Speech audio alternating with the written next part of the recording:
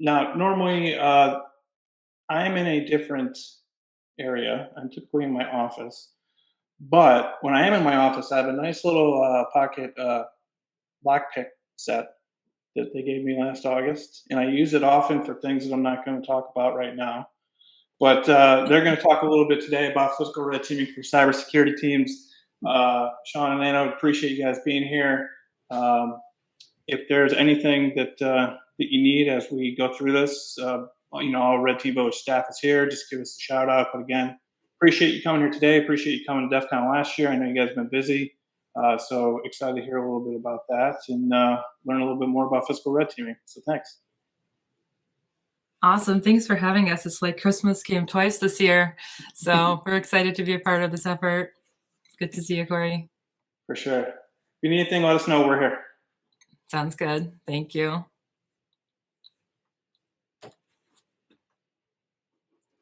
All right. Well, thanks everyone for logging on today. I will kick us off. We are going to talk through physical red teaming for cybersecurity teams.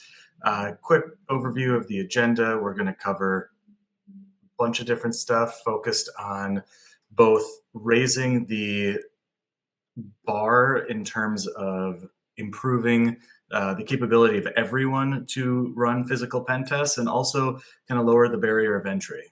We want to enable more cyber teams, more folks in cybersecurity, and especially red cyber or technical red teams to conduct physical assessments. This is who we are. So we run a company that helps train and build red teams and helps companies improve security.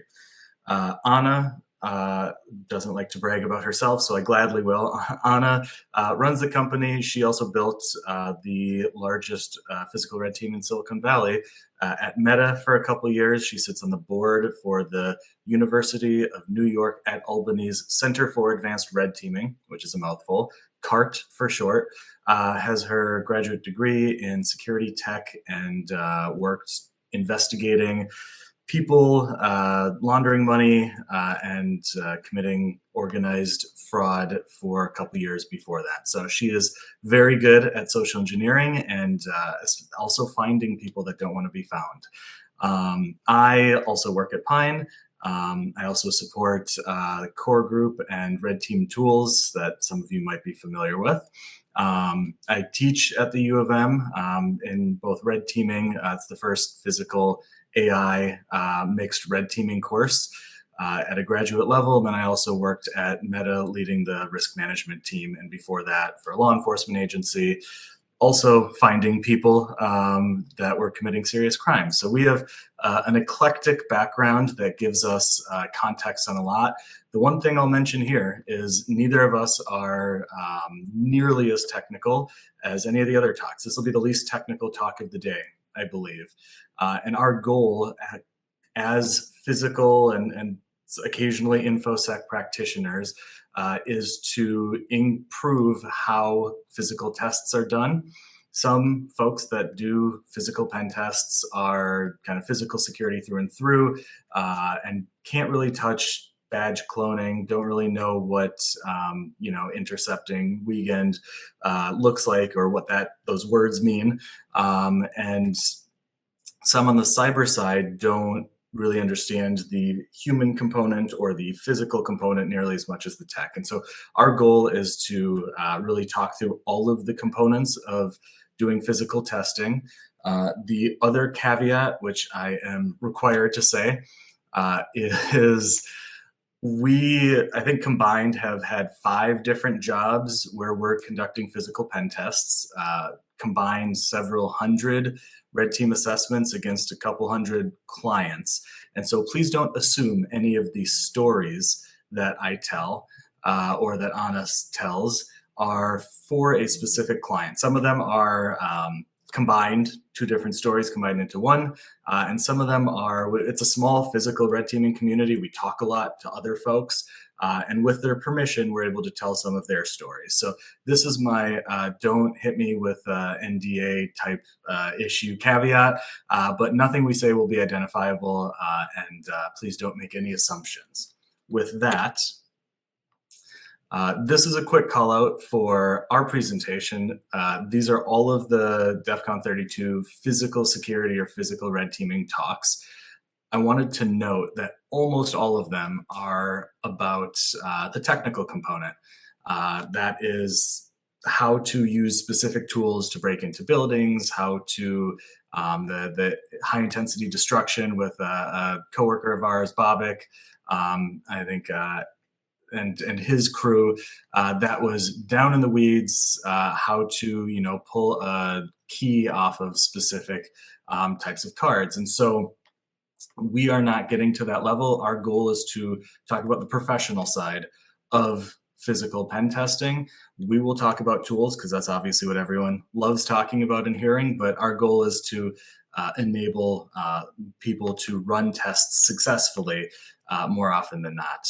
The reason I'm putting so many caveats up front is, as a physical pen testing firm, we get called in, I don't know, very frequently to kind of clean up issues or messes that were left by teams or individuals that don't know how to do physical pen testing, but tried anyways, and ran into some of the don'ts and some of the issues that we'll bring up later on. And so this is going to be a big lesson learned for anyone that wants to run those tests. But a lot of it's one of those scenarios where everything we talk about, every rule has a name to it, and that name is someone that broke that rule or caused that to exist. So that is why we're putting a lot of caveats up front. We want everyone to be able to run really successful physical red teams.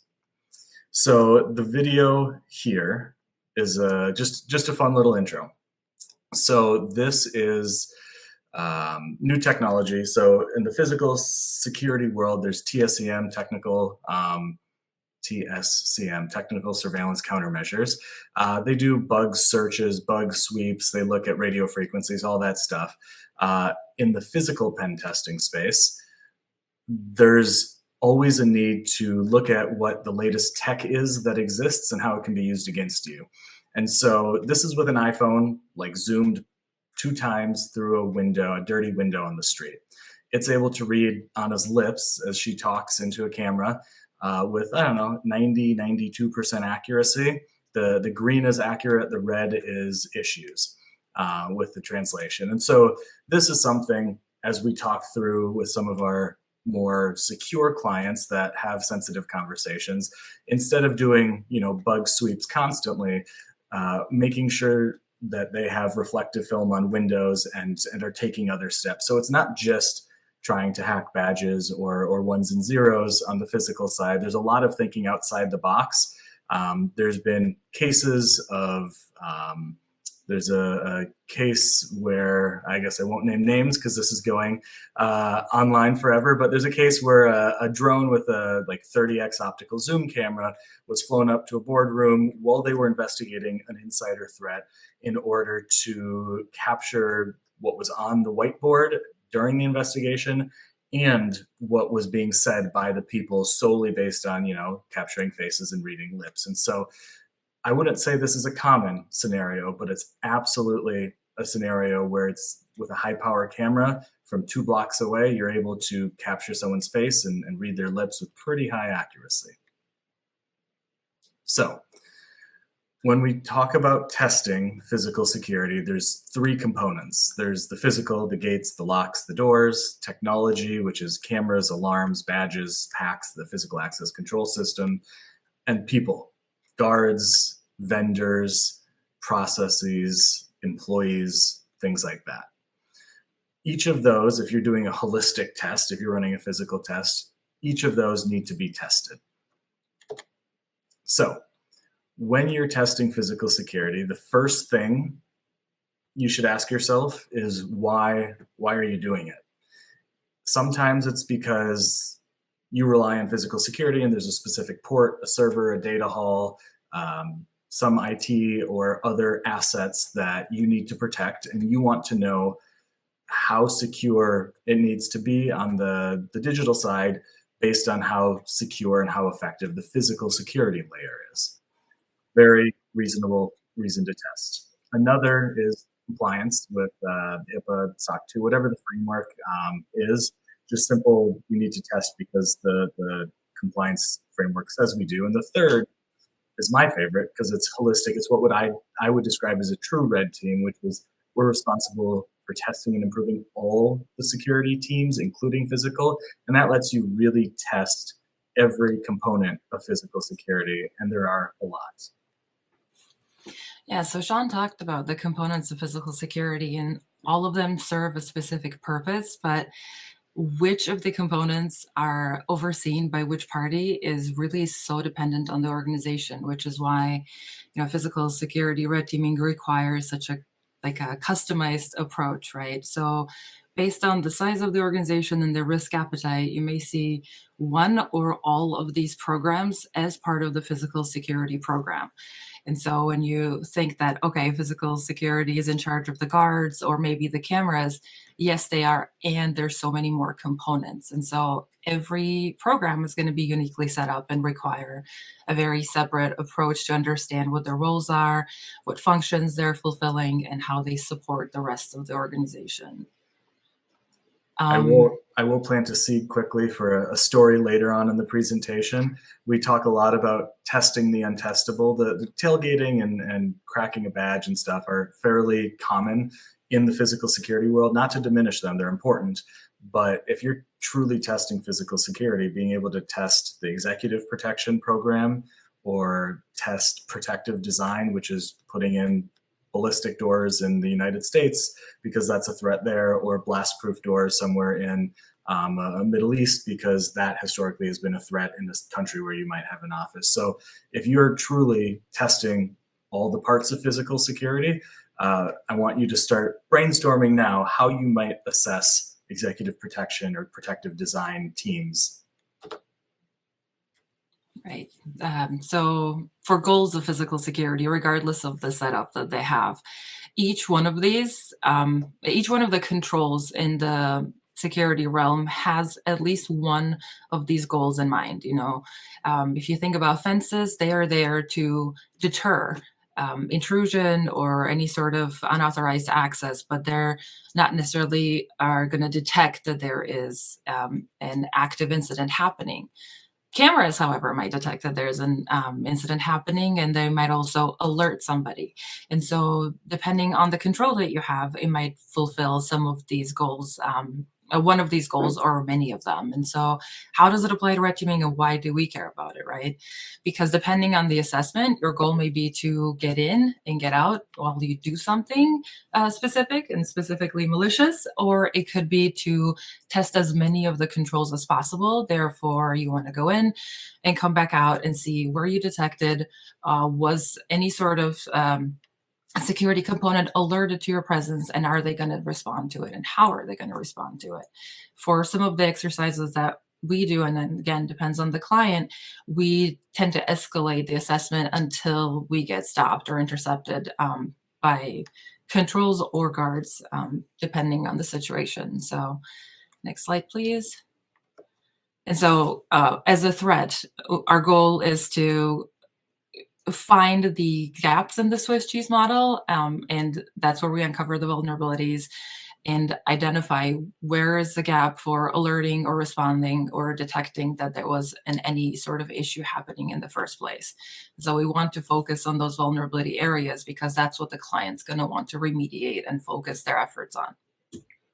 This model and approach is pretty common I think on the InfoSec side, risk management side, with ISO 27001, fairly uncommon on the physical side. And so when we bring it up so you can interact kind of better with the physical security counterparts who might be in charge of mitigating this, kind of modeling out security may be something they're not familiar with. And so when you're talking about a preventative control, or whether they were able to detect you proactively doing surveillance versus detect you as you were breaching, it's important to show them which layer was vulnerable and what the consequences are. And so I know most red teamers are familiar generally with the Swiss cheese model or with the different types of controls. These are them as they apply to physical to help you have those conversations more. This is something I recommend if you are testing physical security in order to see what level of security they have for something you care about. There's a specific port that gives them full access to prod in an IDF room somewhere. Take a little time beforehand to map out what are you actually testing, what are the purposes of the controls, and also what are the dependencies.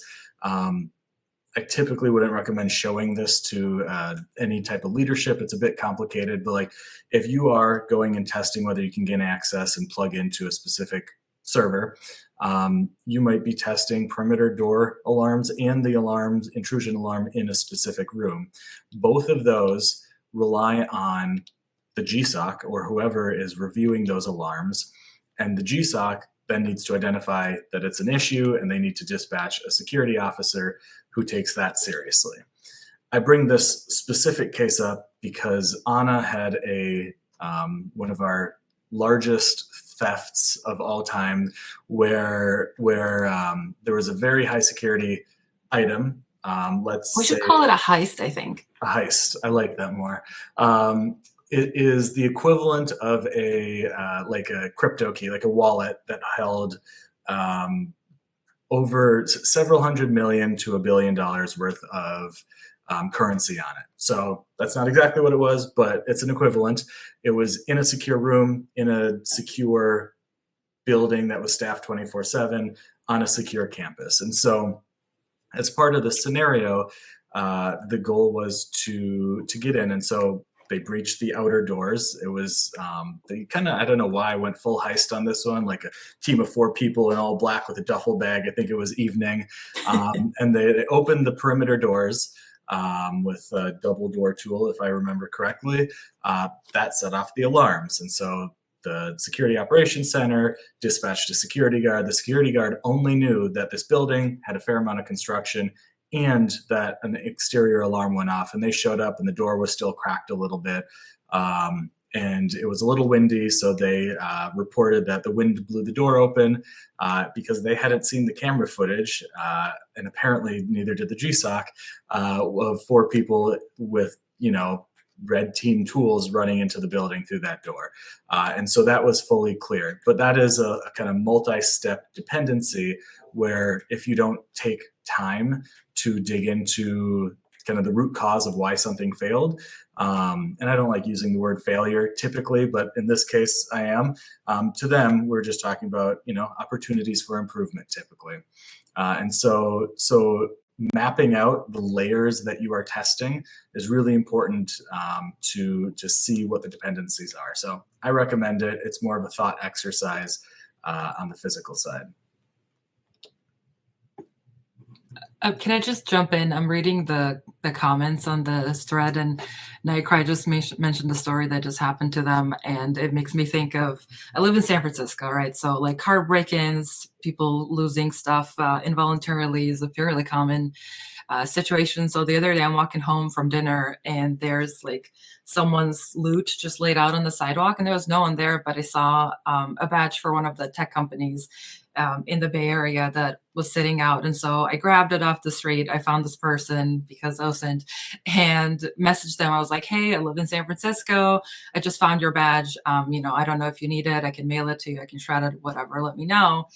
And the next day I see that they saw the message, looked at my profile, and then just never responded. And I'm assuming it's because I have red team in the title, right? But like some people will just not be ready to hear your good natured suggestion regardless of your title. And so, you're telling people something that seems so like commonsensical in nature, especially for us, right? Because as offensive security, we're always looking for those openings. They're like, okay, if I was trying to get in, I would absolutely look into the windows, look at credit card numbers, look at people's names, what the order forms look like, right? But you tell a regular person that's not part of the security about themselves, and immediately there's like this defense going up, and they think that somehow, you're the problem as opposed to their behavior or their kind of laid back attitude about security and what people are willing to do and not to do. So just made me think of that. But love the comments. So I'm going to probably try to make it impossible for you to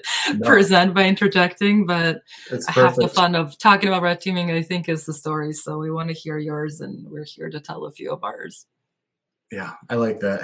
Having physical red teamer and I steal things for a living in your LinkedIn probably worked against you when trying to do the right thing and say, "Hey, random engineer at a tech company, I have your badge." After they probably experienced a car break-in the same day, so I feel that. Yeah.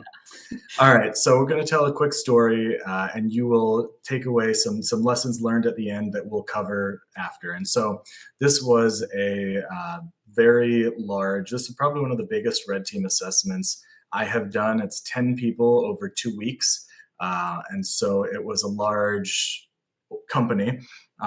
Typically, only like defense or tech companies will be able to have large assessments. There was a big kind of one of those huge buildings, think like data center size, but it was an office. And they had like 80 or 90 security guards there. Pretty high security, couple different layers of security. And as a red team, we had 20 flags. So it was a capture as many flags as you can in this 2 week time frame, and then escalate until, and this is one of the key questions, is do you stop when you capture the flags or do you escalate until you're caught? Going back to the slide Anna covered, do they want to assess their deterrence, detection, prevention, or do they also want to know their alerting to breaches as they happen and response to them? And in this case, they wanted to know kind of the full gamut of deter, detect, prevent, respond. And obviously, we don't really test recovery. And so that's what we did. We were able to capture 19 of the flags pretty easily with the basic tools, double door tool, under door tool. Anna masterfully social engineered into, I don't know how many buildings. We had a couple other really good social engineers. And we were able to capture 19. The 20th really was bugging us. We're towards the end of the assessment, and there was a security guard stationed outside the executive space where they have all the corporate decisions, the mergers and acquisitions, which was a big deal at this time, and the boardroom where a lot of the executives met. So this was like the pinnacle, the highest security space, as close to a SCIF as you can get in the private sector. And so there's a security guard there who wouldn't leave. We could not, we faked a very slight, like, I sprained my ankle, can you come help me, from across the room, waving at them, and they radioed in and someone else came and helped. We asked if they could help us locate a bathroom or with our computer, because we're just walking around the office as we've broken in at this point. They won't leave their space, so we can't work on the door that's right behind them. So eventually we actually give up on that. We have during the course of this assessment, we had stolen a couple of radios from the security team. It was a huge campus, huge team, etc.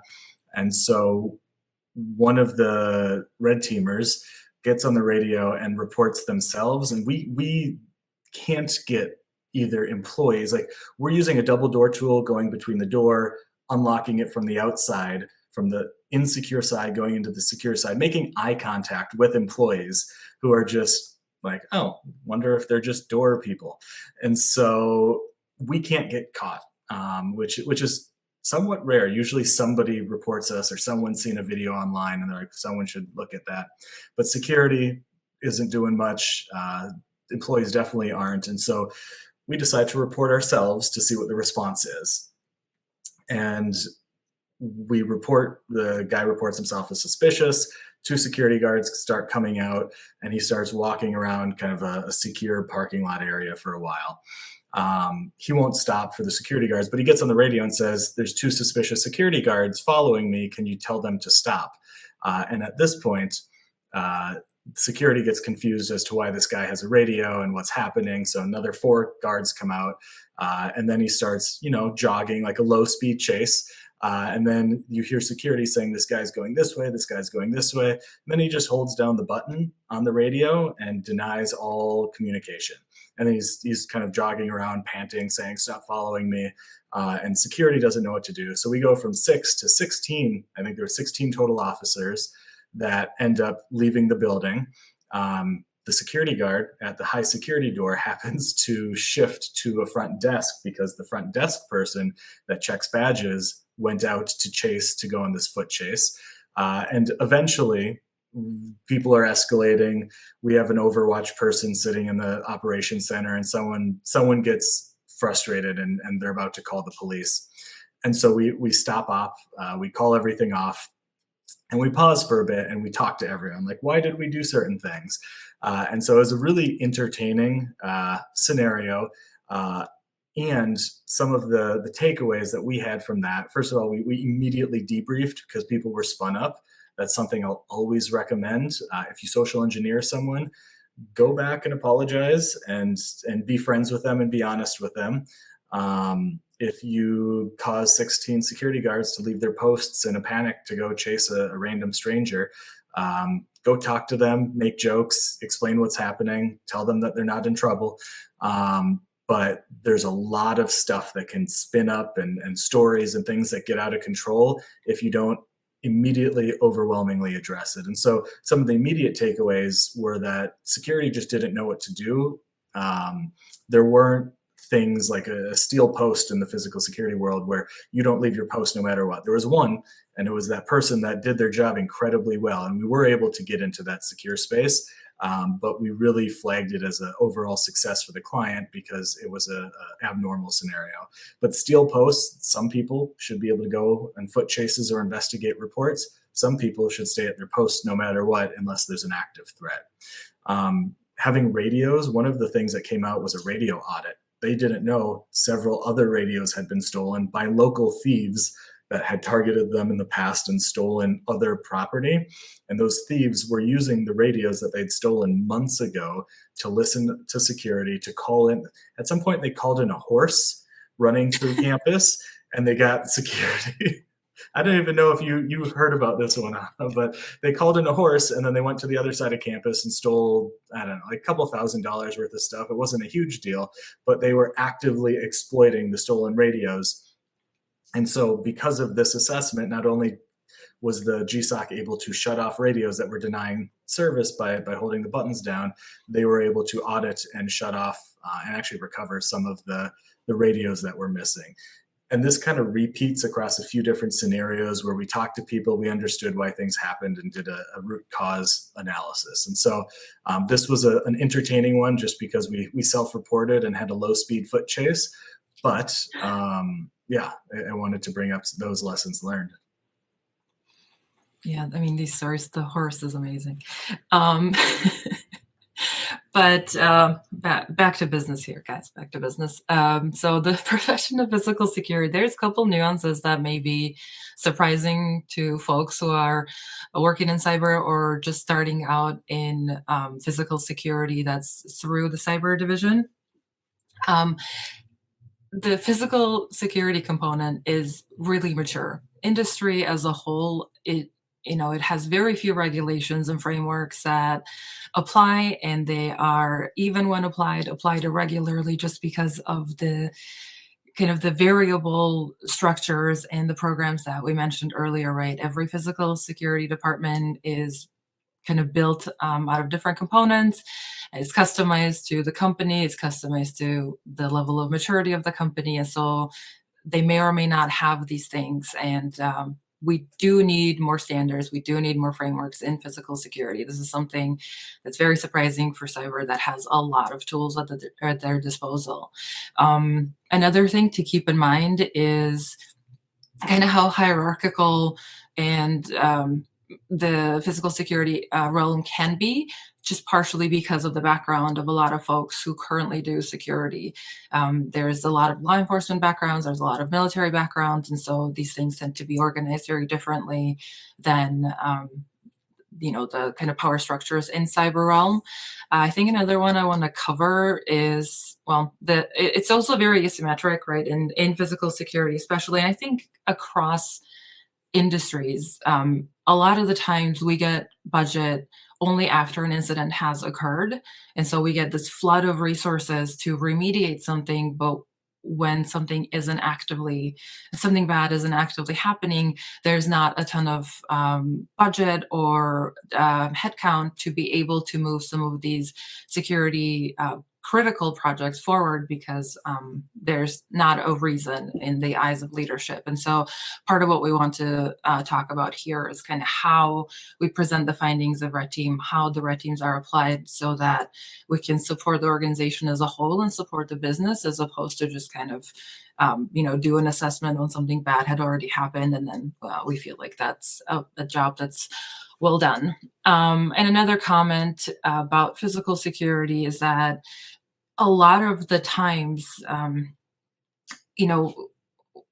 it's asymmetric in a sense that it's focused on like very low frequency, high impact events like ransomware and kidnappings, and it doesn't necessarily account for kind of middle of the ground attacks or incidents that would make things very challenging for security groups. But it's either like opportunistic, someone broke a window, someone kind of swiped a iPhone of someone's a desk or cafeteria desk, or ransomware and kidnapping. And so there's not a lot of focus right in the middle, where arguably a lot of our risk appetite lies for testing. So next slide, please. So why test physical security, right? And this is kind of, again, the difference between physical security red teamers doing physical security assessments and then cyber teams coming in.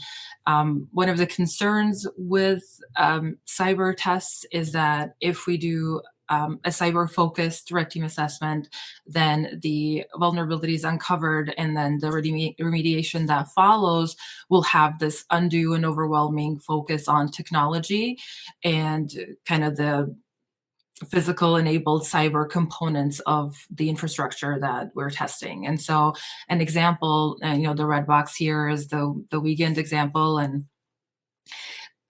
it could, we could have a finding that, the access control systems are insecure and we would want to enhance them in order to prevent unauthorized access, etc. And in order to do that, we would want to switch from Wiegand to OSTP protocol. What that accounts for, other than thousands and hundreds of thousands of dollars, is also ripping out the existing wiring in the buildings and then putting the new stuff in. In Ireland, for example, the construction crews are backed up and kind of claimed nationwide through 2028. And so even if the company has the money, has allocated, resources to make this happen, it can be really complicated and really time consuming to actually implement these changes. And so it can absolutely overwhelm the security structure. The goal here is to understand where your individual organization stands, in a sense of, do they have at least a baseline understanding of their security, or do they have no idea at all? Is this like one of your first tests to get kind of the state of the state assessment? Or do they in fact have a ton of information about their weak areas and the gaps and some of the threats that they've encountered, and they're just fully overwhelmed with the amount of work it takes to remediate these things? And so we want to be sensitive and we want to understand where the organization is before we kind of go in and do an all attack vectors approach and find out everything, and then get stuck in a 5-year construction project. Not to say that's not important, right? Like, obviously this is critical, but we also want to focus on, okay, what are the odds of someone breaking in via window versus coming in and overriding the Wiegand protocol or doing ASP key attack? So it's just kind of reading the room a little bit, and we'll get into the principles in a moment. If you show up to a physical security team and tell them that they need to switch from Wiegand to OSTP because it's easy to clone a badge, they're balancing those words that you just said against workplace violence, insider threats, and people potentially being kidnapped or harassed while they travel. And so they have what I would describe as like acute and understandable threats that they're dealing with. And if you are trying to communicate these technical risks to them that you uncover during an assessment, being able to communicate the what and the why and the consequences is really important. Yeah, for sure. So now that we're like half hour into the presentation, let's talk about what red teaming is, right? And so we just want to define it with our language just to make sure we're level set on the definition. But we define red teaming as stress testing, which means we're testing a system with a goal to improve it. And so the types of red teaming, and like these are kind of starting to grow more. There's obviously cybersecurity ones, physical security ones, that's us. There's artificial intelligence red teams who work on poisoning the algorithms, and the analytical red teaming ones where they help you kind of assess the gaps in your own thinking about decision making, about security approaches, and of course the privacy ones, which we're seeing more and more. And there's 3 types of assessments that you can do with red teams. Well, there's a million, but 3 main ones, obviously. Asset focus assessments, vulnerability focus assessments, and then threat focus assessments. And we're going to get into those just mere moments after this risk Perfect. graphic that Sean adores. Yeah, let me risk nerd out for a little bit. So, risk is likelihood and consequence. Honestly, most physical security teams that I have worked with don't view it as likelihood and consequence. They view it as threat, vulnerability, and asset, with asset being impact or criticality or consequence. It's all kind of the same thing. And so the goal of red teaming, you obviously start with threat modeling to understand who might physically target this company, this organization, who's doing targeting on the cyber, the digital side, who's doing social engineering attacks, who might actually show up physically in person to enable some type of attack. And then what you're measuring is the likelihood of success. So physical, tech, and human, are these controls able to prevent those threat actors from succeeding? And then when you communicate this, I like to use the forest. You just need to be able to communicate what the impact is. Sean, I don't know if it's just me, but your audio just got kind of muffled. Any better? Mm-mm. Interesting. Nope. I don't know if it's just me though. It could be. If anyone in the comments wants to, all good? So much better. Yeah. All right. It was the slide. The slide muffled the audio. All right. Yes, and the wind blows the doors open. Yes. Perfect. So this is so sorry. Just to recap the last slide, which I won't go back to for fear of the ultimately the goal is to test whether the controls, but you need to be able to account when you're reporting and communicating all 3 asset, threat, and vulnerability to leadership. And so when we kind of work with teams, we use this maturity spectrum. Red teaming, this might be an unpopular opinion in this group, but red teaming should not be the first thing you do when you're looking at assessing and improving your security. We typically make sure when someone asks us for a red team assessment that there is some effort put in and some completed maturity in the kind of level 1 and level 2. And we also help a lot with kind of the adversarial walkthroughs, doing tabletop exercises, functional exercises, and then all the way up to red team assessments. And so we always encourage clients to work their way up to red teaming, with red teaming kind of being the pinnacle of like, how are we doing? How do we improve? But you need to have multiple assurance and foundations in place to do that. When talking about what you are actually going at, we're getting closer and closer to the fun stuff for those interested, the actual tools that we use. But when talking about which tools to use and which exploits to actually use against a client, and we all the time, we find like, trying to think of some examples. We'll spend like 30 minutes coming up with a detailed exploit against a specific door, a specific lock that a client has. But there's no scenario where a real adversary could do it without getting caught, because we're doing it as they're watching. Like, we'll do a walkthrough after, and they'll ask us to come, like, hey, we have these new doors. We're thinking of rolling them out across all of our campuses. We'll find a really advanced way to get past it, and then we will recommend that they acknowledge it and accept that risk, because only a really advanced nation state could uncover that with insider knowledge. And so typically tier 1 is going to be anyone on Google, anyone watching a quick YouTube video. And if we find that level of vulnerability, something that anyone could figure out an exploit, that's something you want to fix, because not only is it likely to happen, there is legal liability that comes with it if you don't fix that. Tier 2, little bit of specialized knowledge. At least I'd say the vast majority of us listening or on this call right now have the specialized knowledge to do this, to go out and actually do some more advanced locks or lock picking or whatever it is. Tier 3, and you can obviously read this, but what we recommend is clients be aware of all of the exploits that exist, and that because they move right to left over time, something that only government circles, private brokers have today, a year from now, a year and a half from now, it might get presented at DEF CON or at a Red Team Village. And then suddenly that becomes much more public knowledge. And so being aware of what's out there and proactively mitigating against it, that is one of the specialties of a Red Team, is finding tier 3, tier 4, sometimes tier 5 type exploits, and that not being something that's going to be exploited right away against a specific, or used right away against a specific target. But over time, it's something, when you update your standards, when you start rolling out, especially in physical security, you can't just push a update to every single door. You have to get the cores for the locks, and you have to figure out if they actually test them. Then you actually have to figure out if they're compliant with fire code in each country, each state, however you pushing it out.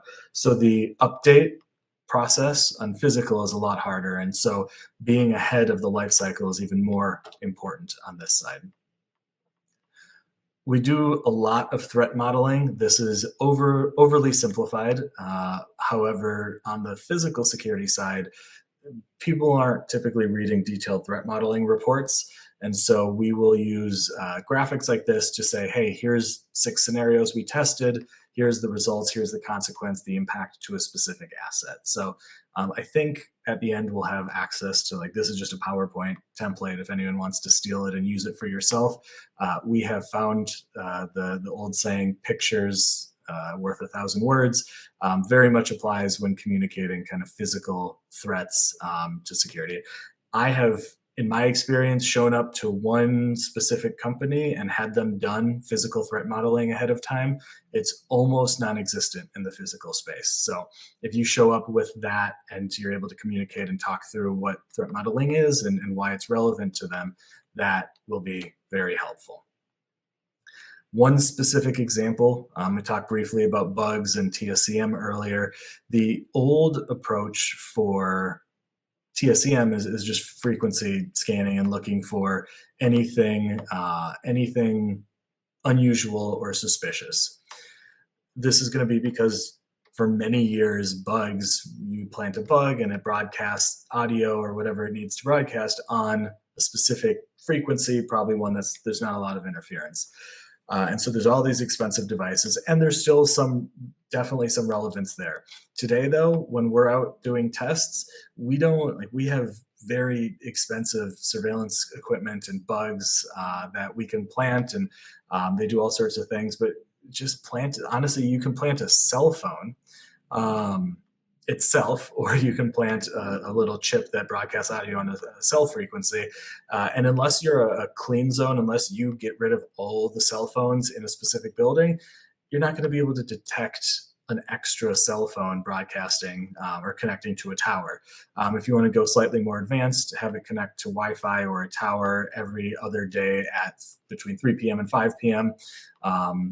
well, a lot of people are in the office and suddenly you have a fairly undetectable bug. And so helping showcase, model what the threats are, and then showcasing to different security teams kind of what the latest is and what you might do to get around their controls is incredibly important, especially as Anna said, physical security can be slow.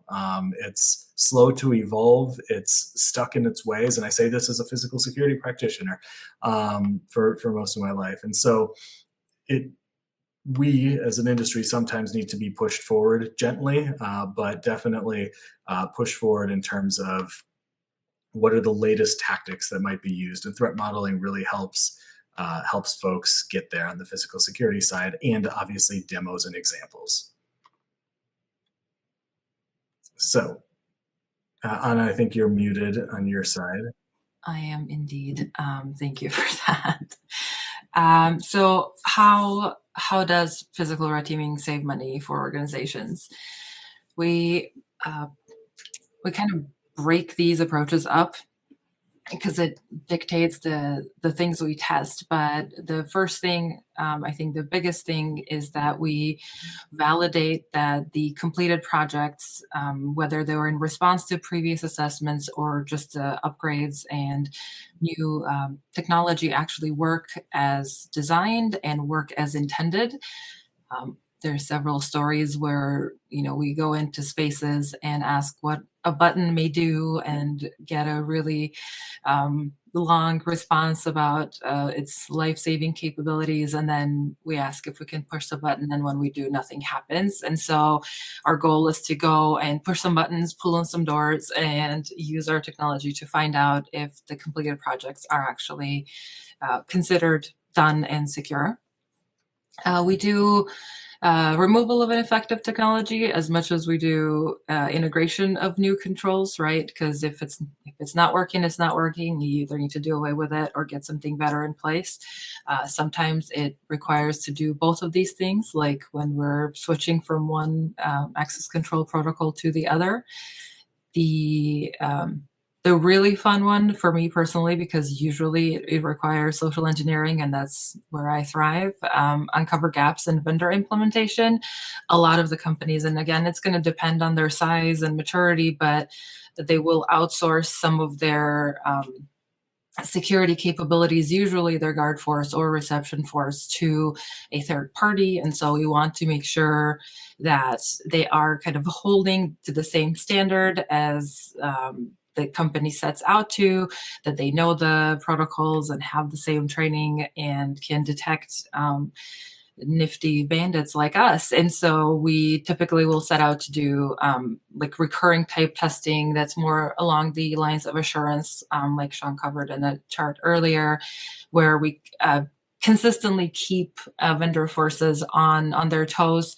We have crazy stats to show from our careers that when folks know they're getting tested, they just raise the security posture just by being aware. They're kind of looking for the test. They're just kind of a little bit more skeptical, and that makes everyone better. That makes everyone safer. So it's a really amazing tool to just start with baby steps of building up security culture, and not just diving into like these big expansive projects right away. Insurance one is big. I think, Sean, you have more involvement in this, but we would work with clients where they want to buy down their risk. And so with our assessments and our data, because that's what red teaming is, we're testing these controls and given evidence of how they perform. They're able to buy down their risk, or they're able to get better coverage because they're taking care of their facilities or things that they care about, that protecting the most. Risk acceptance is one. Sorry, go ahead.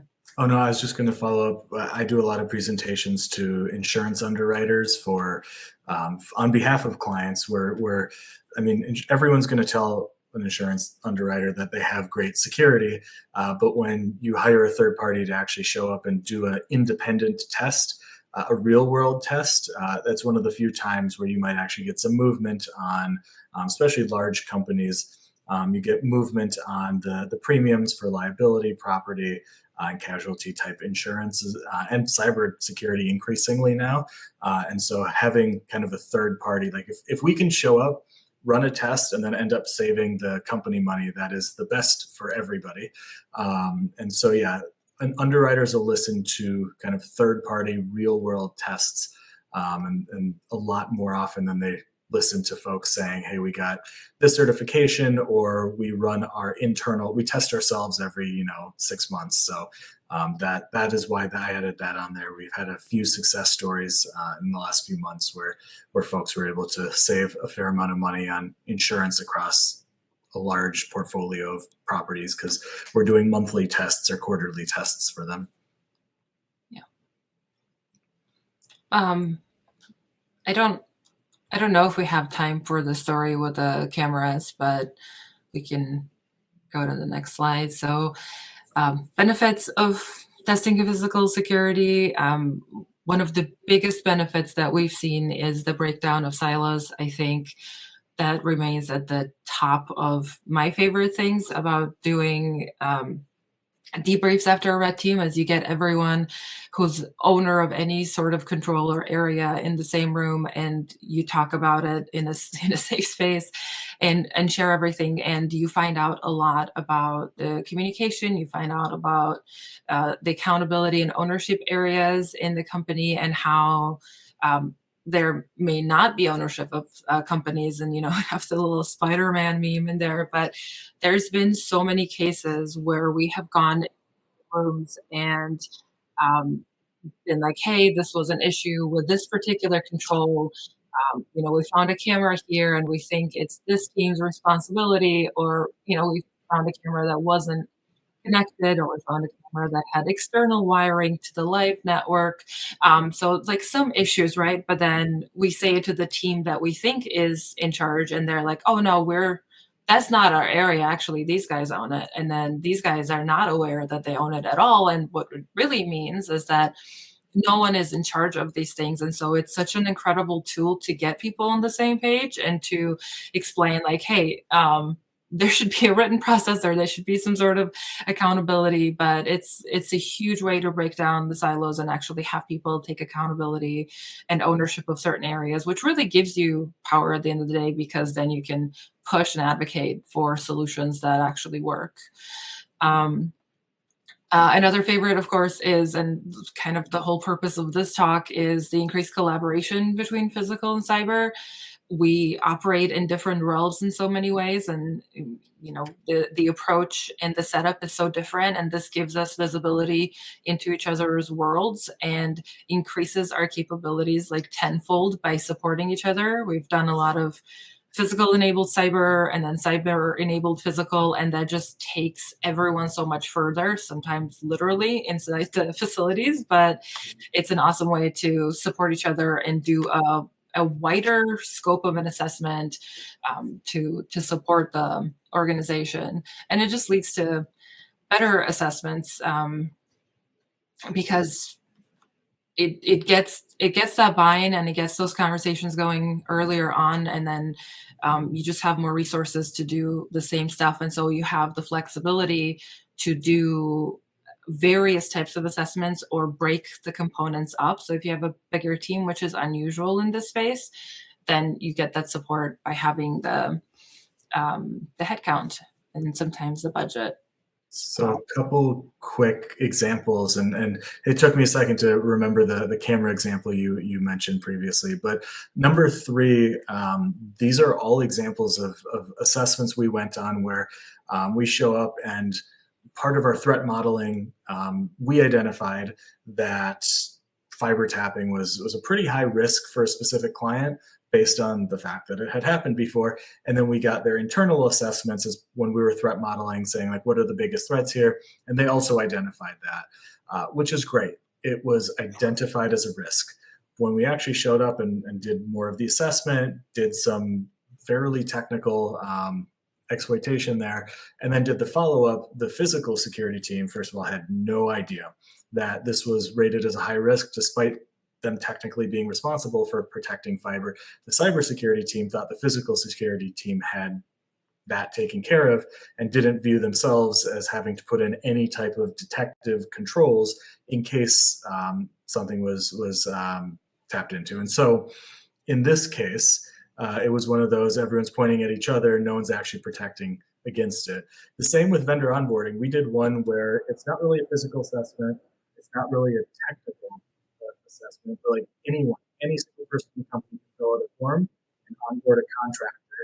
And that contractor sent a laptop, and then they can call in and they can ask for their password, and then they get full access to the network. It was a very flat network. And so not a lot of code there. So the cyber team didn't really touch it. Physical team definitely didn't think it was theirs. But when we were red teaming and coming up with what are the insider risks here, that was a snowball effect of you get one North Korean, fake employee to get on board and start filling out that form. Suddenly you get more and more machines and cell phones being sent out that have all the certs and everything they need to access the more sensitive parts of that company's network. So even though most red teams are physical or cyber or AI, it is our responsibility, I think, as red teamers to think outside the box and look at some of those unexploited areas.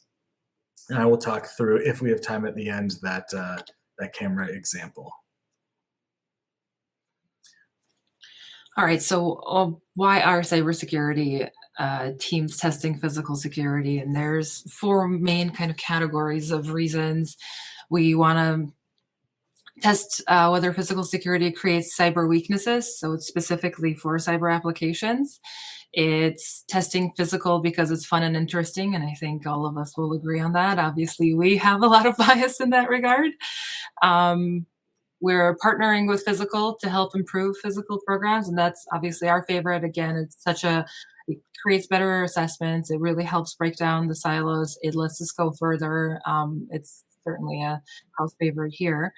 And they're testing a physical part of physical as part of a requirement. So we're seeing an increase in regulatory requirements and an increase in this kind of testing as well. So that's certainly a big reason. And then next thing is choosing your player. What type of test are you running?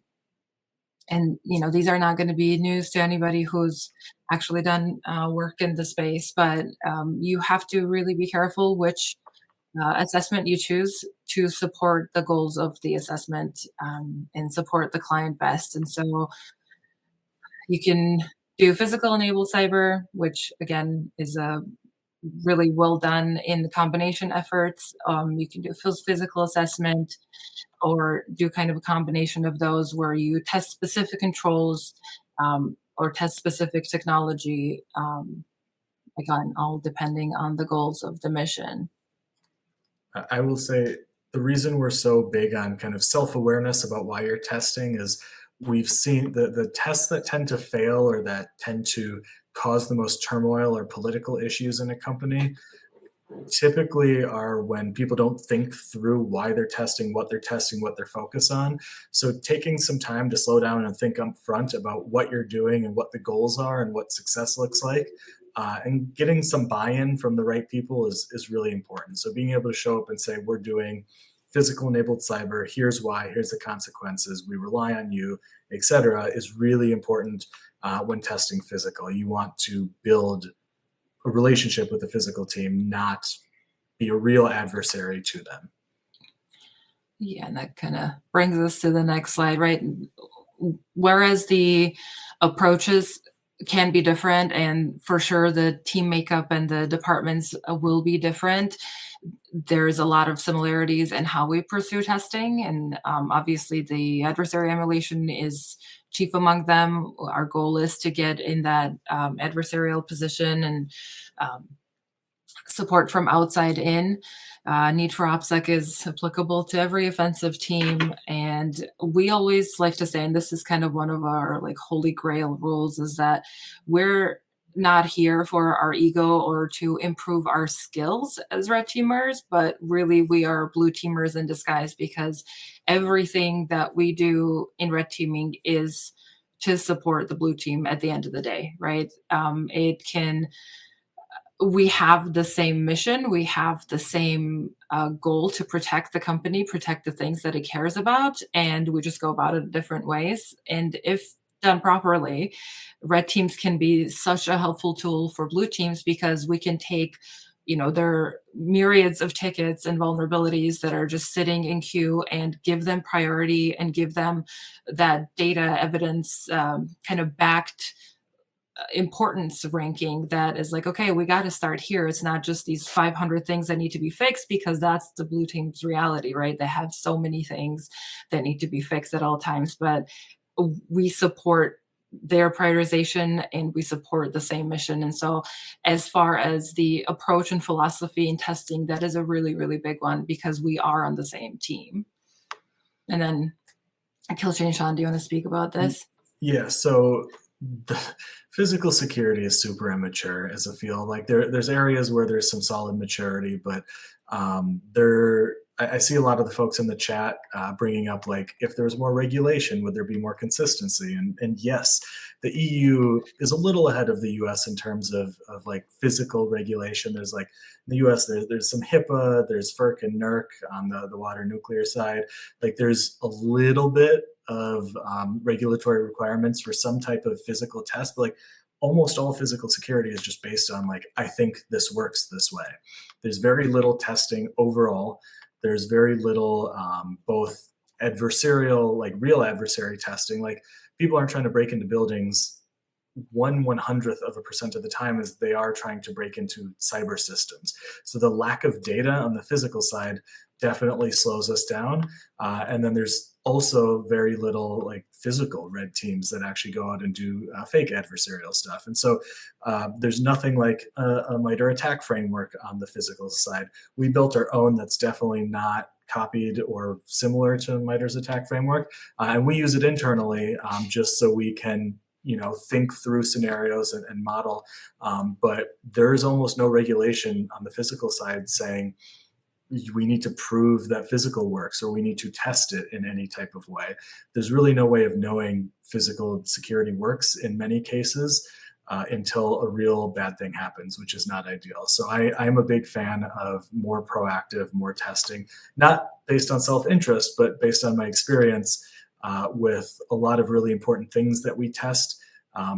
A lot of our tests have significant surprises to the people protecting them who thought they were 100% safe. And in reality, sometimes it's trivial or medium difficult to get in. And so on the physical side, more regulation, I think would be good. You won't hear me say that a ton, but I do think more standardization regulation would help quite a bit. There's some dissimilarities in testing well between the two. Vulnerability patching is, can take a short amount of time to patch a system, very long time to update every single. We use the vegan OSTP approach. That's the technical one. Oh, your audio is breaking up again, or you sound underwater. You can take this one if you want. Okay, sure. So dissimilarities in testing, and I'm sorry I couldn't hear what you were talking about, but I think we're just going to pick a couple to focus on, but consequences of getting caught is a big one. When you're doing physical security, you are actually physically present in those spaces, which goes without saying. But that means that when you encounter guards or certain doors that lock behind you, then you are physically there, and that sometimes means that you're at a higher risk of danger because you are physically present. And so we have been in situations where, and Sean has stories on this later in the presentation, where he's on the receiving end of guns being pointed at him. Because we gave the disclaimer about the things being named after people, the rules and the exceptions being named after people. I'm not going to get into that, but I will say that we are probably some of the most risk-averse red teamers you will ever meet in your career. And partially it's because we learn lessons not well, but occasionally we learn them really well. And so we have a lot of safeguards in place to protect against situations like that. But this is just one of those examples where the reality of a physical red teamer getting caught and detected can be very different from that of the cyber red teamer in testing. And then for us, I think another really big one is that third parties are off limits. There's a huge appetite for testing of third parties.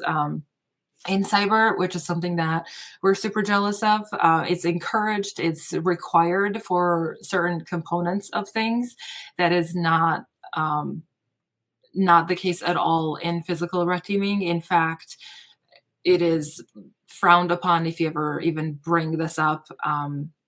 So there's actual contracts, and I know that in the past we've had to do legal checks to make sure that we are cleared to do assessments in the spaces because they're lease spaces, or landlord has heard some story about red teaming and doesn't want the repeat of that on their site or something similar. And so there's usually a very tight scope when we're doing physical red teams, and so that's a big difference.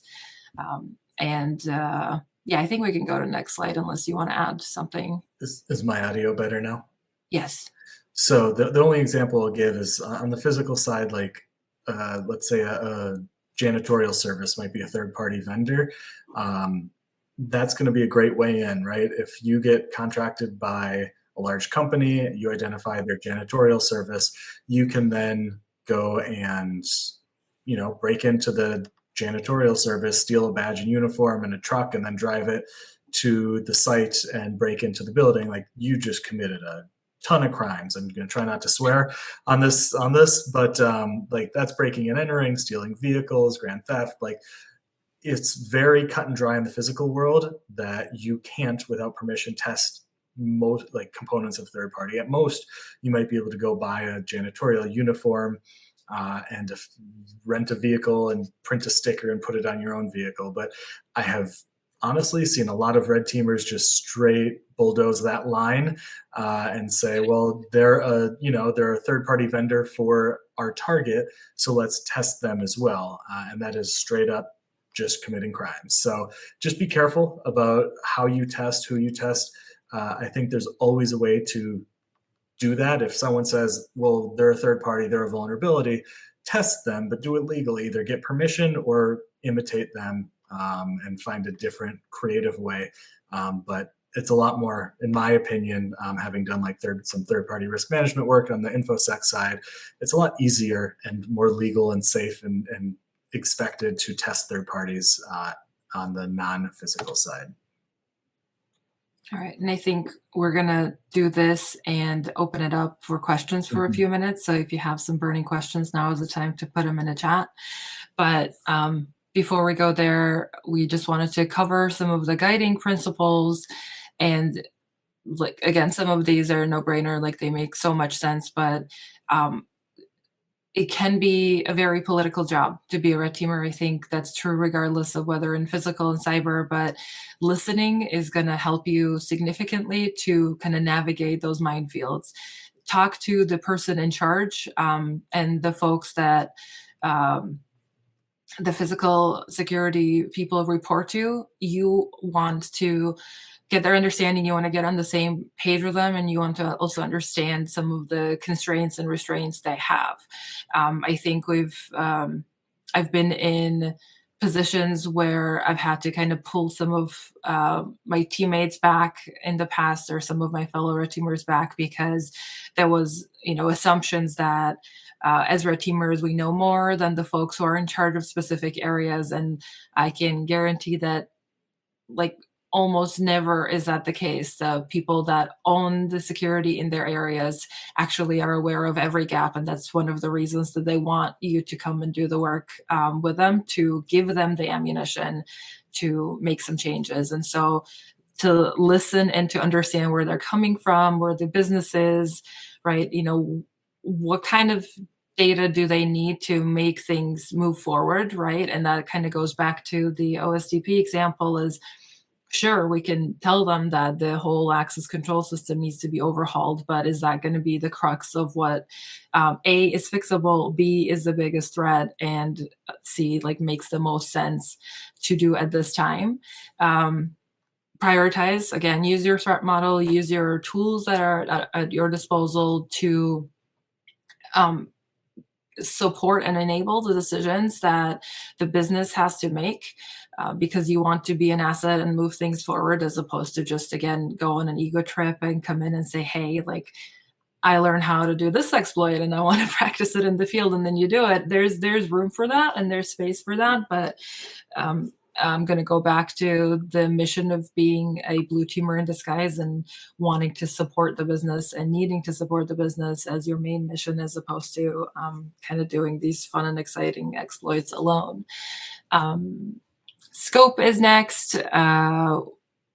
Again, like you want to reduce risk. This is a big one, again, just because we harp on risk reduction so much and safety, because it matters a lot, right? You are in charge of safety of the red team, you're in charge of the safety of any operator that's out in the field, and then you also are there to protect the things that company cares about. And your job is to reduce the risk, not do an assessment that actually is going to create openings for different kind of risk, because you kind of open up the scope too far, or didn't clean everything up behind yourself and left some gaps that someone else, an actual adversary, now may be able to take advantage of. And so understanding where you're reducing risk is huge in this, like in reputational parts of this is a really big part, right? Because we've done tests where it was a bank assessment, and there was a possibility to jump the fence, but the fence was kind of on the side of the busy road. And so, do you still jump the fence and take the risk of someone at the stoplight calling the police saying, "Oh, I just saw somebody jumping the fence to this bank," or do you find a different way in? And so part of it is reducing their reputational risk and visibility of any issues that the client or the business may have. And of course, this should probably be the first thing, right? Like, you're there to support the blue team, you're there to support the mission of the organization, and that is your goal as a red teamer. You have a very unique skill set. We have a very different approach to testing, but that is, at the end of the day, why our job matters, is we're supporting the organization. So yeah. We wanted to take a quick break and see if anyone had questions. Neither of us love talking all this much. And so contrary to what you've just seen for an hour. Contrary to evidence. So if anyone has questions in the comments or topics they want us to address, please feel free to drop them in. We'll have time at the end too, after we cover some of the tools in a moment. But I've seen some good stories going here. Mm-hmm. Oh yeah, the multiple authorities. That's a good one. And that's hard. We've been on assessments or scoping assessments early on where we're down to here's your letter of authorization, and here's the scope of work. And we always do a double check after previous incidents from other red teamers where there was ambiguity around who had permission to give permission to break into a building. And so we always do an extra check there, because it's a non-licensed learning, obviously. And they just straight up not have permission in the lease agreement or with the landlord to have anyone break into the landlord's space, let alone their own space. They had some pretty strict lease language. And so they were like a sub contractor or sub tenant, pretty much. And in this case, we had to pause and it took a couple months before we got ultimate permission from the right people to break in. But that would have been like, we'd bowled forward with that one. That would have been, if we had gotten caught, or if the wrong person had gotten angry, which I do think they would have, they could have easily just had us arrested, because we did not have the right people's permission to go ahead and break in and do what we were planning to do there. So making sure, especially if there's multiple people, that you have the right permission, and the person giving you permission has the authority to do so. Is really important. So, really good question about small and medium businesses. Some of the more, like we regularly have medium-sized financial institutions asking us to do assessments. And so some of the more regulated industries and hospitals, because HIPAA technically has some physical assessment requirements.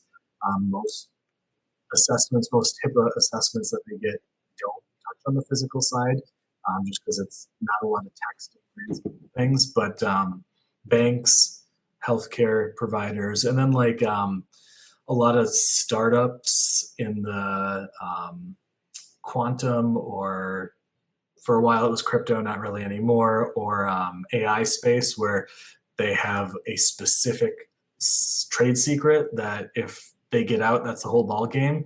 Those will be the ones. But typically, if you remember that step graphic where you start with security training and you end with red teaming, sometimes we'll get small and medium businesses asking us for red teaming because they saw it at a conference, they saw Deviant's video on YouTube, something like that. On it, and we'll usually work with them, but we'll go back a few levels and start that maturity process. Oh, your audio on again. Better now or no? Choppy.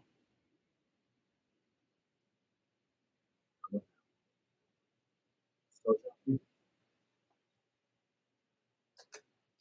I can hear that you're talking, but I can't hear anything. Is this different? Yeah, that's better. All right, let's do this. So let's jump into this because I want to get to the demos and the fun stuff. I think we should go straight to demos. All right. We can come back to this if we have time. I just want to chat with folks more. Yeah, I like that. All right, so we're gonna cruise through some threat modeling stuff. All these slides will be at the end. Prioritization, intel gathering. If I have time to cover this, I will, but there's some really cool ways to do OSINT for kind of physical red teaming. But I'll come back to that if we can. De-risking, I'm going to cover really quickly just because it's important. I mentioned quickly making sure you have permission. One of the key questions, like if you're doing a small scale assessment and you're not jumping a fence on a public road, probably don't need to notify law enforcement. But if you're doing an oil refinery and you have a team of 8 and you're trying to bribe your way in a local bar and you're trying to jump a fence in 3 different places, and also it's an oil refinery, so critical infrastructure, then it might be a good idea to let law enforcement know what's happening so they don't come in fully alert and guns blazing. When they do get a call, they can slow it down. They might be able to reach out to you if you have a good relationship.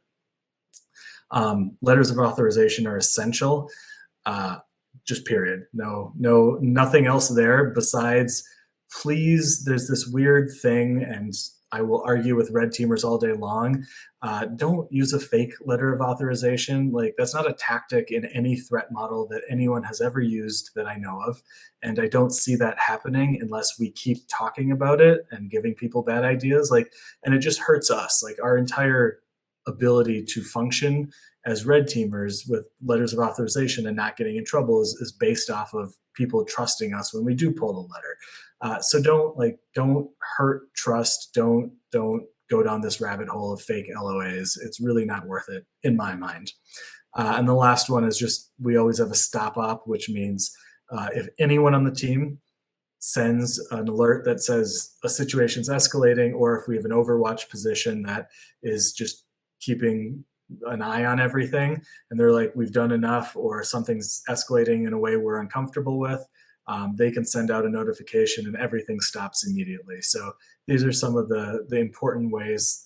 We have whole posts on all the laws physical red teamers come up against. There's a lot of wiretapping. There's a lot of trespassing type things that we recommend you be aware of. Drones, getting certified if you're flying it for a red team is essential. And so all sorts of different things. Apparently, unless you're flying a drone only inside, we had that case recently. If you're flying only indoors. The FAA does not regulate indoor airspace, and so you don't need to be licensed. I still would recommend it, but that was my default answer is, of course, it seems more risky if you're flying indoors, but it is unregulated airspace. So rehearsal, execution.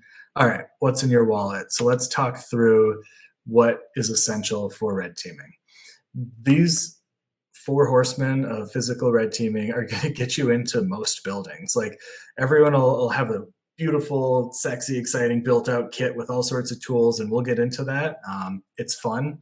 A lot of people like gearheads will have tons of different gear, and that's fine. It's important. We do, because we do a lot of these assessments. But ultimately, if you want to get into most buildings, or you want to do the low hanging fruit at your company doing some physical testing, these are going to get you in most places. Underdoor, canned air, shove it, latch gym, whatever you want to call it, or and an ESP key. And I like to swap out. I think I'm different than most people. Most people use like the rescue gym or the shove it tool. I tend to have equal, if not greater, luck with a traveler hook. You can usually weasel it into different places. They're pretty cheap, so you can bend it when you need to, and they're also pretty strong, so you can get most latches. So I like to swap those 2 out sometimes. I think the lower one works well for me. This is the underdoor tool for those that are not aware. You can typically take your phone out of the case and slide it under the door if you want to shoot and get a good view. But it's pretty easy to pop a door open. There's an outside and inside view with a tiny little scope you can throw under the door. If you get really good at it and do a lot of it, you can get a feel for it and you don't need a camera. But if you're just learning, definitely recommend using these. There is the Sleep made a really cool one that can break down. I think it's an awesome tool. There's different versions of this that I highly recommend people explore, but the normal underdoor tool that you can get on most websites will get you into most places, almost every lever type handle, which is typically what exists in the US due to fire code. Here is canned air from the inside and the outside. If you don't know, most of these RECs are request to exit motion sensors. They just work based off of looking for a change in temperature. And that can be warm, because the intention is the human body is typically warmer than air. They're not going to work in 98, 99 degree heat typically, but they're looking for human body, but they don't care if the air is actually colder. So you blast some upside down canned air or refrigerant through a door gap, and suddenly you have a cloud of cold air. It's going to unlock as well. That'll get you through a ton of doors. This is just a door bypass technique. This will get you through most medium, low security doors, this or a shim as well. Here is our colleague Bobik using an ESP key. So an ESP key is a kind of man in the middle interception type attack where you pull out, and this requires a Weekend protocol, which most people have, unless you are higher security and have upgraded to OSDP. Weekend is just clear text, ones and zeros. You swipe a card, that card is 10101. That card gets read by the reader and passed to the door controller as one. I'm way oversimplifying. There's great talks. Bobik has one on YouTube if you're interested. But you install this ESP key, which just intercepts those ones and zeros, broadcasts it to your phone, and using that information, you can either replay that and it'll inject that same 10 code and it'll say, okay, Bob, or bad example, Joe has swiped their badge again. Or you can take that card number, and depending on the card tech, you can just clone the card and have a physical card yourself. Use a Proxmark, use a Flipper, whatever you want to emulate it. So those are the 4 horsemen of getting into buildings. Other common tools that I like to talk about, double door tools work great. My video is super laggy, but you can see you just throw the tool in between. Let's try that again. Throw the tool in between a door and you just pull on it from the inside. That's the same as the under door tool, but applied slightly differently.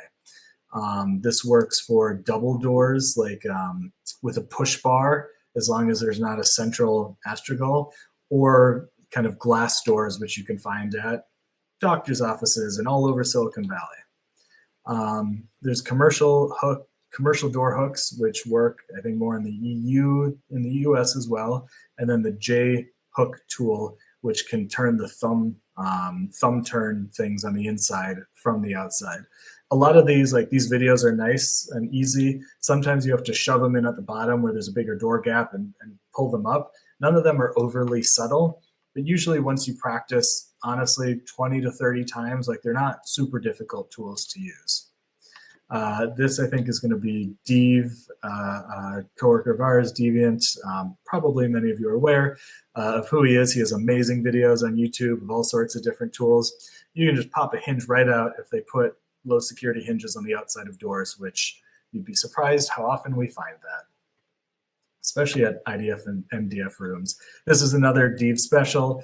I don't know if anyone remembers this from back in the day, but T-Pain bought a restaurant, posted his keys out to the restaurant. Dev, being Dev, took the key, figured out the type of key, the bidding for the key, used KeyGen to 3D print it, match it up, it's an exact match, and then tweeted it back at him, where he realized, oh shit, this is something I should probably swap out. And so don't post pictures of keys.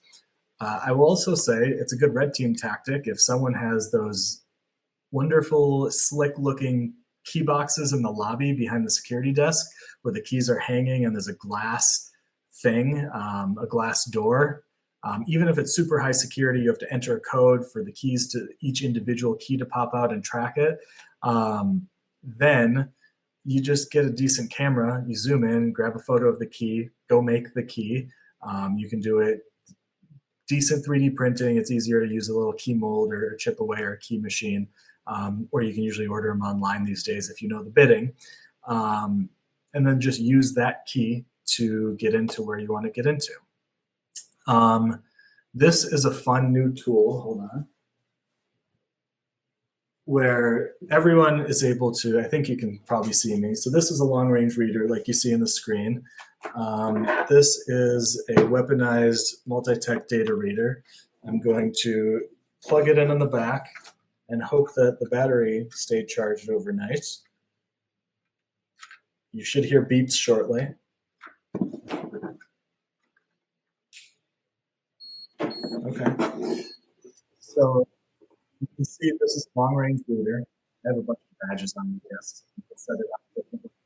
And this is the key. And so if you have this in purse, so it just you can probably read badges from, I don't know, 3-4 feet away. There's different types of extenders that work decently that might be able to extend this by a foot or two. But if you walk around with this in a backpack or a purse, it really doesn't harm the read range. And you just get in an elevator with someone and you're 2 or 3 feet away, you should be able to read their badge. This has an ESP key in it. Sorry, I'll shut it off now so it stops reading everything in and around. That's the risk of having badges all over your workspace. But if you plug it in, it'll connect to your phone, and then you can start seeing the actual badge numbers start showing up on your phone. You can use a Proxmark, you can use different, even sometimes a flipper, depending on the tech, to emulate the badges and then clone it to a card or just emulate it onto something and walk right in. But the ability to read at range is making its way more mainstream. There's now 2 products that I know about that you can just buy and read badges at longer range, and an open source thing, I think on GitHub, where someone published how to make the same thing. And so it's one of those things that used to just be more government-y researcher circles, and it's worked its way down that security spectrum to now anyone for a couple $100 can buy this stuff off the shelf and read badges from a few feet away with 0 beeping and detection. I left the beep on just for the demo. All right, so I believe we have 20 minutes left and a couple slides. Is that correct, Anna?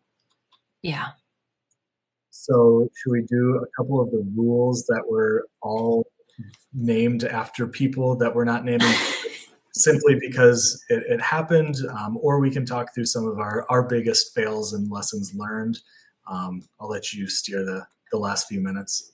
Um, let's do the pitfalls and then we can do stories, I think. Perfect. And comments are open if you folks want to tell us which way to go. But I think the pitfalls is really important. Yeah, I wanted to call out one quick thing, which is I didn't show any lock picking stuff.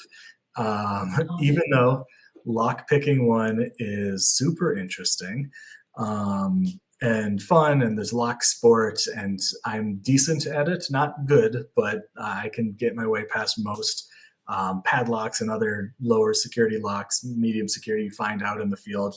Like, I almost never use it. I use it more when we do walkthroughs as demos to get people excited. I use it a lot for shred bins, which, by the way, are jackpot of great material if you break into a building. And instead of having shredders, they have bins that get collected once a week. You can open those locks in about 10 seconds if you're a mediocre lock picker. So, or you can buy a key usually off the internet, depending on what type it is. And shred bins are a centralized place where everyone kindly puts their most valuable information. And so I wanted to call that out, both that I rarely use lock picking. It is fun. I recommend you get decent at it just because there's an expectation that you are and that you might run into it for like cabinets and other things in the field, some padlocks. But compared to all the other tools I use regularly, it's very low down on the list. So it's exciting, but I don't know about you, Anna. I think you might use it equal or less than me because you tend to talk your way in even more than me, but not high up on my tooling list. Yeah, I mean, social engineering is my bread and butter. I can't pick locks to save my life. So I can do a shred bin and I can do like some more common things, but I don't find that the value added from my efforts is usually best used on lockpicks. So I try to use alternate, like underdoor tool is probably my favorite, and social engineering is the ultimate favorite. And so I thought we had a slide about it, but I guess we skipped over it. You combined them on that one job where like an employee walks up on you doing an underdoor tool to a super high security space and they're like, that's suspicious. And then you're like, it is, isn't it? And you just kind of talked your way out of it. And then they helped you bring sensitive things to your car. So yeah, I mean, it's those two combined are good, but I'll let you get to pitfalls because these are really important. Yeah. So again, not to just kind of bring everybody's mood down. We just got excited about tools, and now it's like de-risking again. But we, much like Sean pointed out earlier on, like our goal is to lift up this position in this profession altogether and create more opportunities to do physical red teaming. And so it's important to do it well so that you'll be invited back. And I don't mean like repeat clients necessarily, right? But some people that you may work with now may move up the career ladder eventually and be looking to hire red teams, or their superiors may tell them to hire red teams. And if they have a bad taste in their mouth because of an assessment that they were, overheard or were a part of 10 years prior, they're just going to feel a lot of apprehension about even doing this type of work. I know, and I'm very biased, that this is really, really critical work to do for organizations, regardless of their size or their nature, but not everyone feels that way. And so the biggest thing, and some of these will kind of come into the social engineering, kind of that bypass area that we were talking about in the comments, but I try not to cause or use uncomfortable social topics to gain entry. I am known to have used a pregnancy belly, a fake pregnancy belly in the past to gain entry, but we don't really do cross-dressing. We don't make people feel uncomfortable by using our race or their race against them. And so because it just doesn't, it may get the job done, but it doesn't necessarily serve the purpose of that awareness and improvement that everyone would benefit from more greatly if you just use a lie and use kind of like a more harmless situation. There's many examples of how you can approach people, and we can talk about that all day. But this is one where the payoff just isn't worth it. I talked about this a little bit. Don't create more risk than you mitigate. Don't leave open doors behind yourself, literally or figuratively, for other maybe actual adversaries to take advantage of and create bigger risk for the company. Don't bring politics or your politics specifically to red teaming. This is obviously a hot topic. I don't know how much more needs to be said about that, but let's just focus on doing a good job and keep it with that.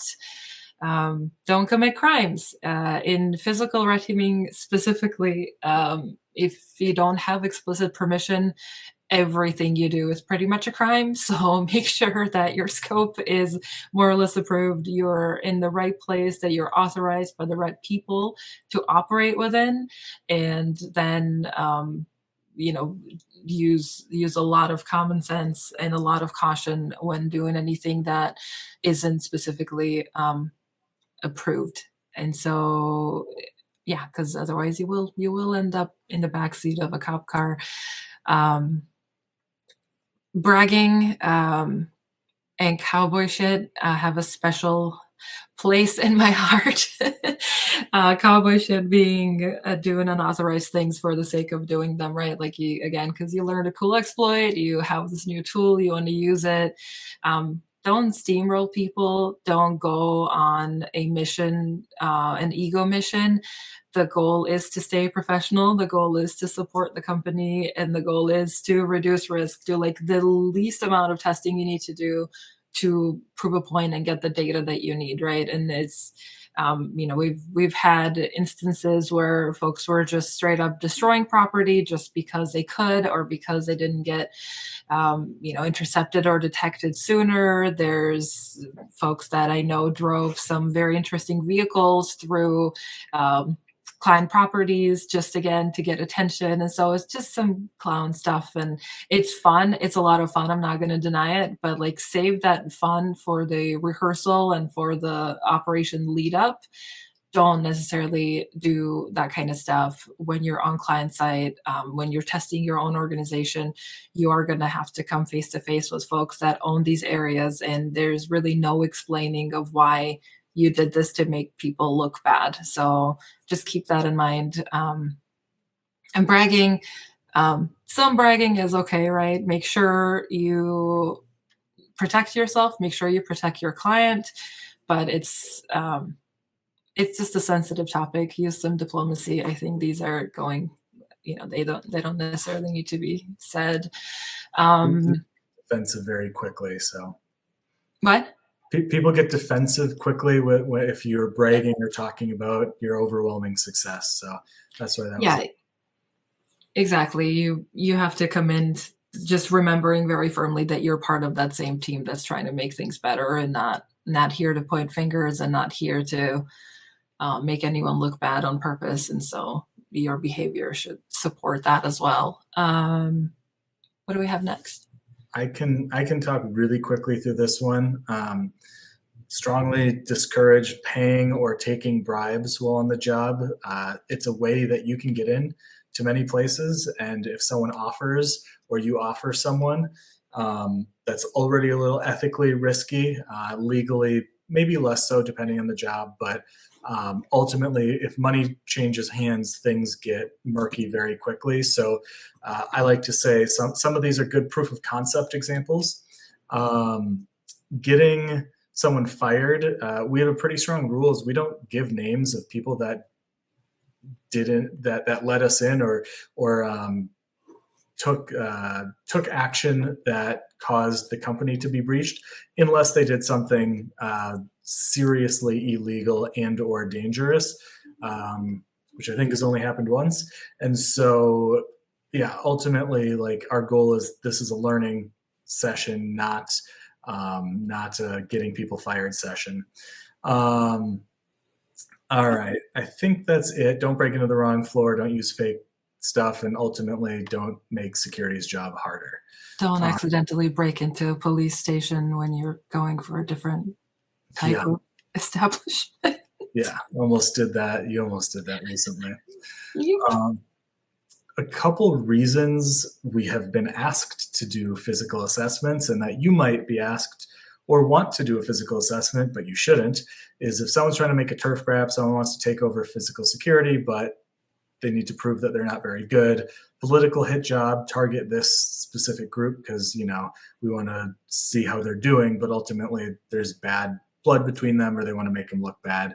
And if you're just doing it for adrenaline or adventure, maybe rethink it, or maybe reverse engineer it so everyone gets a benefit out of it and you still get to do it for adventure. So make sure that you're doing it for the right reason and you're aware of why you're being asked to.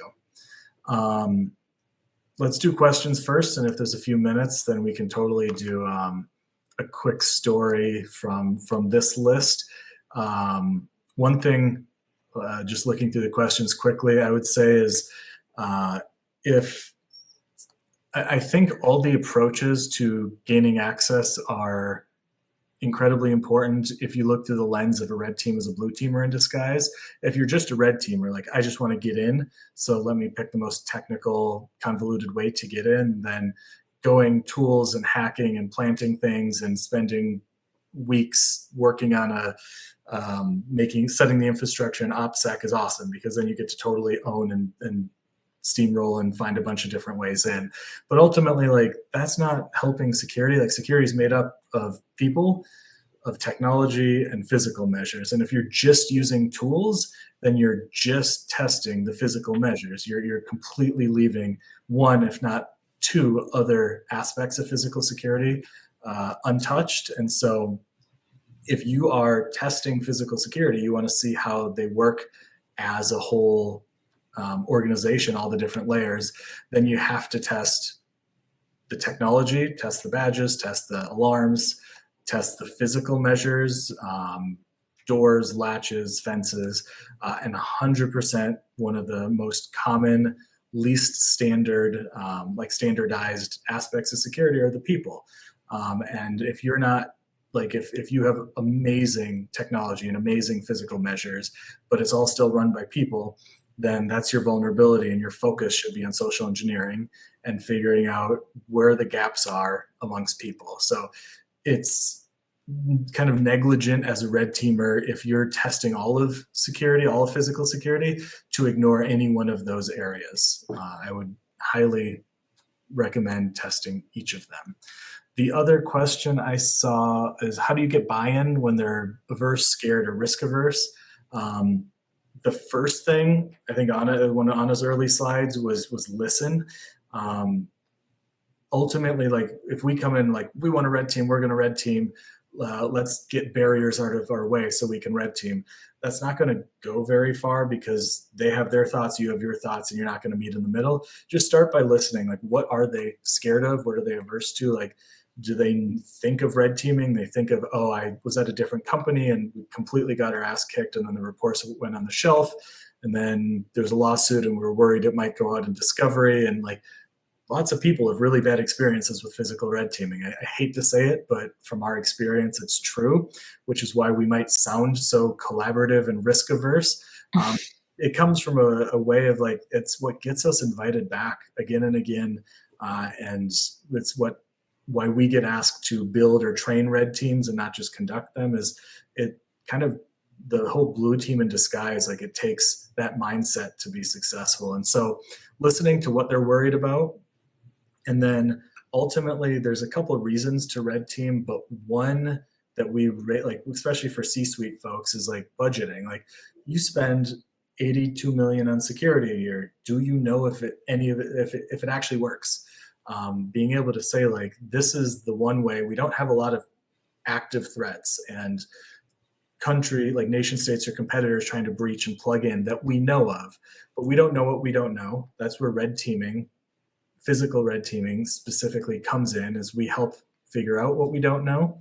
And then we proactively mitigate those vulnerabilities. And so from a budgeting perspective, we've had an increase in like CFOs and people that give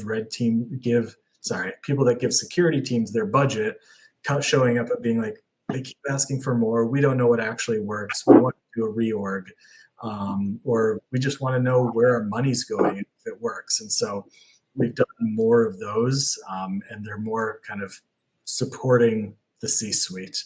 And then the other thing I'll say, this is what we face the most. So I know I'm going on about this question, but we get brought in by security teams to help get buy-in from C-suite folks a lot. Another approach is the planning. So we typically do a proposal, not as a company, but like a red team plan, an ops plan, which is here's the goals, here's the threat model, we start with the super basic, here's what red teaming is. Here's the threat model, here's the consequences that we're trying to test to make sure it doesn't happen. And then we have a whole risk mitigation section. And it's the proactively addressing any question they think of and then some. So like breaking into a place with lasers and acid because it's a lab for new technology. We have a whole plan. We know where that is, and we make sure that we have XYZ risk mitigations in place. And once C-suite folks see that we have our shit together, or you do in this case, like you have a whole plan and you thought through all this stuff, that will get you farther than any of the other framing and talking. And I wouldn't produce an endless document because people don't like reading that, but a nice document that hits on the risks, that has a nice threat model that explains what you're going to do and why, that's gotten us very far with C-suite, just having them know that we know what we're talking about and that we've done this before. Yeah. Just to piggyback off what you're saying, I think the biggest challenge is having that trust.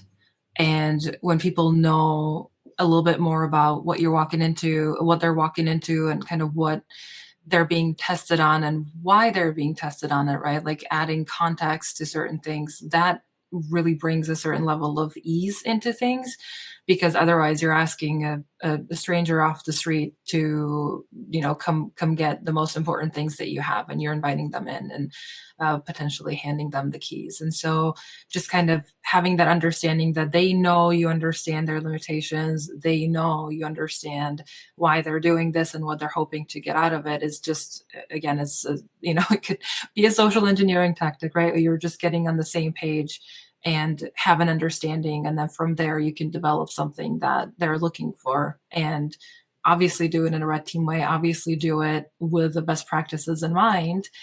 But as someone who's just waiting for something to happen and something that maybe they have experience of going badly to happen, having these steps, having these conversations and these documents and kind of scope or philosophy or approach can be that bridge that you can build to kind of tip the scale in your favor as a red teamer, because it's not easy, right? We come in and our goal is to find out all the things that are wrong with this control or this program or organization. Like, we are here to tell them their baby's ugly, and no one wants to hear it, but some people understand that there are things that they don't know about yet, and they have the appetite for it, but they just need a little bit of that assurance that you know what you're doing. And that is the goal here, is to illustrate the tools and the skill sets and the philosophy and the values where they can walk into it more confidently and say, these are not people to make us feel bad or look bad in front of our peers or our superiors or whatever else. They're here to support what we're doing. Aaron had a question. What's the biggest challenge we had to overcome? I think the one that comes to mind is the company that had really bad red team experience in the past. They had hired someone to do a red team that the wrong team hired the folks, and it just left a bad taste in everyone's mouth. And years later, when a different team wanted to bring us in, as soon as people found out that there was potentially going to be another physical red team,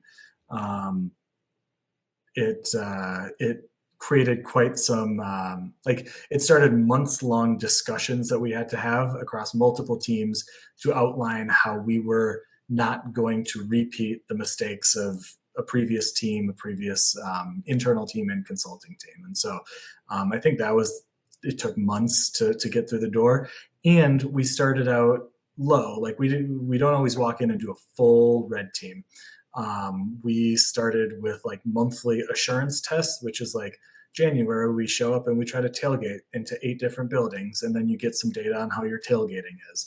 And then February, or they also in January, they do a training about social engineering. So then February, we show up and we try to get them to plug in a USB and print our resume because we have an interview, or we talk our way past security. And we just do these low-level mini tests each month, and that builds trust, and it gets you through the door. And it's something you can do as well. Just mini tests are really good because it's hard to show up internally and especially externally and be like, hire us, we are going to steal your most sensitive secrets and then put it all on paper and send you a report. That is something a lot of people, rightfully so, are averse to. And we do a lot of just verbal reports for certain things, but building trust over time in our field especially is good, especially if people had bad experiences. So being able to start low and work your way up to a full-scale red team, or just break a full-scale red team into 4 different parts and do it quarterly is also an option. But having everything at once can be overwhelming. And I find culturally, if people know they're getting tested monthly, they're way more aware. They start to report stuff because it kind of gamifies it. It's like, oh, if you catch the red team, you get a challenge coin or you get some swag. And suddenly all sorts of reports are coming in to the security team that they weren't getting before. So I kind of think it's I hate to say this as a red teamer, but it's sometimes better for companies to do the monthly testing and then occasional full-scale red teams instead of just hiring someone to come in with a full-scale red team right off the bat. We want to start wrapping up as we're at the top of our time. So I think, Oh yeah. oh, yeah, there's Corey. Dun, dun, dun. We'll just flash up the resources for folks that want to learn more. We have all the documents and the templates that we referenced in this talk. Some of them you didn't even get to see because we were breezing through this. And then Locks and Leaks is our main area where we write about red teaming and provide tools and everything else that folks will need in the field. And then, yeah, just connect with us, reach out. We're happy to talk about this, obviously. We teach these classes. We're teaching this class next week, actually. And then we have a Black Hat talk coming up in Asia. So if you are in or near Singapore, we're going to have a 2-day training on this, basically. So we would love to see you there. And good to see you, Wes. Thank you, Corey. So much for putting this on and for having us and for awesome conversation. We're here for more of it. So let us know. Thank you so much. Thank you so much, Anna and Sean. Really appreciate it. I know I definitely learned a lot, so it's been kind of great. A lot of the chats, so appreciate all the combos and feedback from our people. So. Thank you, guys. All right.